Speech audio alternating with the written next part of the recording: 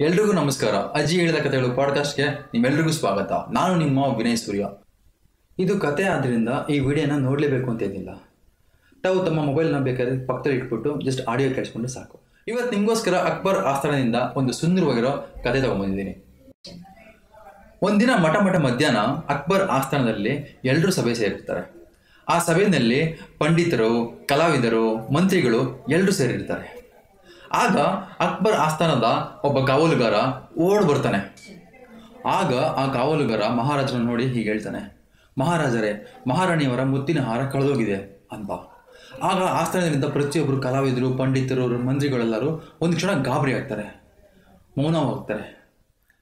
ಆಗ ಮಹಾರಾಜ ಅಕ್ಬರ್ ತನ್ನ ಸೇವಕರಿಗೆ ಹೀಗೆ ಹೇಳ್ತಾನೆ, ಪ್ರತಿಯೊಂದು ಮೂಲೆಯನ್ನು ಹುಡುಕಿ ಹಾಗೂ ಮಹಾರಾಣಿಯ ಅಂತಃಪುರಕ್ಕೆ ಯಾರೆಲ್ಲ ಹೋಗಿದ್ದಾರೋ ಅವ್ರನ್ನೆಲ್ಲೂ ಕರ್ಕೊಂಬನ್ನಿ ಅಂತ ಹೇಳ್ತಾರೆ. ಆಗ ಕೆಲವೇ ಕ್ಷಣಗಳಲ್ಲಿ 5 ಜನ ಸೈನಿಕರನ್ನ ಕರ್ಕೊಂಡ್ಬರ್ತಾರೆ.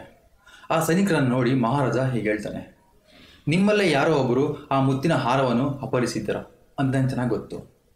ನಿಜ ಒಪ್ಕೊಳ್ಳಿ, ಇಲ್ಲ ಅಂದರೆ ನಿಮ್ಮ ರುಂಡನ ಕಡಿತೀನಿ ಅಂತ ಭಯಪಡಿಸ್ತಾರೆ. ಆಗ ಆ 5 ಸೈನಿಕರು ರಾಜ ಅಕ್ಬರ್ನ ನೋಡಿ ತುಂಬ ಗಾಬರಿಯಿಂದ ಭಯಪಡ್ತಾ ಇರ್ತಾರೆ. ಅಲ್ಲಿದ್ದ ಸೈನಿಕರು ಯಾರೊಬ್ಬರು ಸಹ ತನ್ನ ತಪ್ಪನ್ನು ಒಪ್ಪಿಕೊಳ್ಳುವುದಿಲ್ಲ. ಆಗ ಮಹಾರಾಜ ಬೀರ್ಬಲ್ ನೋಡಿ ಹೀಗೆ ಹೇಳ್ತಾನೆ, ಬೀರ್ಬಲ್, ನಿಮ್ಮ ಬುದ್ಧಿವಂತಿಕೆಯಿಂದ ತುಂಬ ಸಮಸ್ಯೆಗಳಿಗೆ ಪರಿಹಾರ ನೀಡಿದ್ದೀರಾ. ಇಲ್ಲಿರುವ ಸೈನಿಕರಲ್ಲಿ ಆ ಮುತ್ತಿನ ಹಾರವನ್ನು ಅಪಹರಿಸಿದ್ದು ಯಾರು ಅಂತ ನಿಮ್ಮ ಬುದ್ಧಿವಂತಿಕೆಯನ್ನು ಉಪಯೋಗಿಸಿ ಕಂಡುಹಿಡಿಯಿರಿ.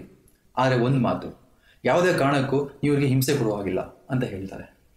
ಆಗ ಬೀರ್ಬಲ್ ನಸುನಕ್ಕು ಹೇಳ್ತಾರೆ, ಸರಿ ಮಹಾರಾಜರೇ, ನಾನು ಕಂಡುಹಿಡಿತೇನೆ ಅಂತ ಹೇಳ್ತಾರೆ.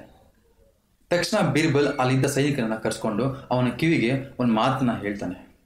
ಆಗ ಆ ಸೈನಿಕ ಆ ಮಾತನ್ನು ಕೇಳಿಸ್ಕೊಂಡು ಓಡೋಗಿ 5 ತರಹದ ಕೋಲುಗಳನ್ನು ತೆಗೆದುಕೊಂಡು ಬಂದು ಬೀರ್ಬಲ್ಗೆ ಕೊಡ್ತಾನೆ. ಆಗ ಆ ಬೀರ್ಬಲ್ ಒಂದು ಕೋಲುಗಳನ್ನು ಪರಿಶೀಲಿಸಿ 5 ಜನ ಸೈನಿಕರಿಗೆ ಕೊಡ್ತಾನೆ. ಆಗ ಬೀರ್ಬಲ್ ಹೇಳ್ತಾನೆ, ಇದು ಮಾಂತ್ರಿಕ ಕೋಲುಗಳು. ಯಾರು ಕಳ್ಳತನ ಮಾಡಿದ್ದೀರೋ ಅವರ ಕೋಲುಗಳು ನಾಳೆ ಬೆಳಿಗ್ಗೆ ಆಗುವಷ್ಟರಲ್ಲಿ 1 ಇಂಚು ಬೆಳೆದಿರ್ತದೆ. ಆದರೆ ಯಾರು ಕಳ್ಳತನ ಮಾಡೋದಿಲ್ಲವೋ ಅವರ ಕೋಲುಗಳು ಹಾಗೆ ಇರ್ತವೆ ಅಂತ ಹೇಳ್ತಾರೆ. ಇದನ್ನು ಕೇಳಿಸಿಕೊಂಡ ಸೈನಿಕರು ಭಯಭೀತರಾಗ್ತಾರೆ. ಆಗ ಬೀರ್ಬಲ್ ಆ ಸೈನಿಕರಿಗೆ ಹೀಗೆ ಹೇಳ್ತಾನೆ, ನಾಳೆ ಬೆಳಿಗ್ಗೆ ನೀವು ಹಾಜರಾಗುವ ಮುನ್ನ ಈ ಕೋಲುಗಳನ್ನು ತರಬೇಕು ಎಂದು ಸೂಚನೆ ಮಾಡ್ತಾರೆ. ಆಗ ಮರುದಿನ ಬೆಳಿಗ್ಗೆ ಆ 5 ಸೈನಿಕರು ತಮ್ಮ ತಮ್ಮ ಕೋಲಿನೊಂದಿಗೆ ಸಾಲಾಗಿ ನಿಲ್ಕೊಳ್ತಾರೆ. ಆಗ ಬೀರ್ಬಲ್ ಆ 5 ಕೋಲುಗಳನ್ನು ಈಸ್ಕೊಂಡು ಪರಿಶೀಲನೆ ಮಾಡ್ತಾನೆ. ಪರಿಶೀಲನೆ ಮಾಡಿದ ನಂತರ ಆ 5 ಸೈನಿಕರನ್ನು ನೋಡಿಕೊಂಡು ಒಬ್ಬ ಸೈನಿಕನಿಗೆ ಕೈ ತೋರಿಸಿ ಹೇಳ್ತಾನೆ, ಮಹಾರಾಣಿಯ ಮುತ್ತಿನ ಹಾರವನ್ನು ಕದ್ದವರು ಬೇರೆ ಯಾರೂ ಅಲ್ಲ, ಈ ಸೈನಿಕನೇ ಅಂತ ಹೇಳ್ತಾರೆ. ಆಗ ರಾಜ ಅಕ್ಬರ್ ಆಶ್ಚರ್ಯದಿಂದ ಕೇಳ್ತಾರೆ, ಅದು ಹೇಗೆ ಸಾಧ್ಯ ಬೀರ್ಬಲ್, ಬರೀ ಕೋಲಿನಿಂದ ಕದ್ದದ್ದು ಇವನೇ ಅಂತ ಹೇಗೆ ಹೇಳ್ತೀರಾ ನೀವು ಅಂತ ಕೇಳ್ತಾರೆ. ಆಗ ಬೀರ್ಬಲ್ ನಸುನಕ್ಕು ಹೀಗೆ ಹೇಳ್ತಾರೆ, ನಾನು ಕೊಟ್ಟಿರುವ ಈ 5 ಕೋಲುಗಳು ಮಾಂತ್ರಿಕ ಕೋಲುಗಳು ಅಲ್ಲವೇ ಅಲ್ಲ. ಕದ್ದಿರುವ ಸೈನಿಕ ಭಯಭೀತನಾಗಿ ನಾಳೆ ಬೆಳಿಗ್ಗೆ ಅಷ್ಟರಲ್ಲಿ 1 ಇಂಚು ಉದ್ದ ಬೆಳೀತದೆ ಅಂತ ಅಂದುಕೊಂಡು ರಾತ್ರಿಯೇ ಆ ಕೋಲನ್ನು ಕತ್ತರಿಸಿದ್ದಾನೆ. ಇಲ್ಲಿ ನೋಡಿ ಮಹಾರಾಜರೇ, 5 ಕೋಲುಗಳಲ್ಲಿ 1 ಕೋಲು ಚಿಕ್ಕದಾಗಿದೆ, ಮಿಕ್ಕಿದ 4 ಕೋಲುಗಳು ಸಮನಾಗಿವೆ. ಅದರಿಂದ ಕದ್ದವರು ಬೇರೆ ಯಾರೂ ಅಲ್ಲ, ಈ ಸೈನಿಕನೇ ಅಂತ ಹೇಳ್ತಾರೆ. ಇದನ್ನು ಕೇಳಿಸಿಕೊಂಡ ರಾಜ ಅಕ್ಬರ್ ತುಂಬ ಆಶ್ಚರ್ಯದಿಂದ ಖುಷಿಯಿಂದ ಬೀರ್ಬಲ್ನ ಕೊಂಡಾಡ್ತಾರೆ, ಪ್ರಶಂಸಿಸ್ತಾರೆ.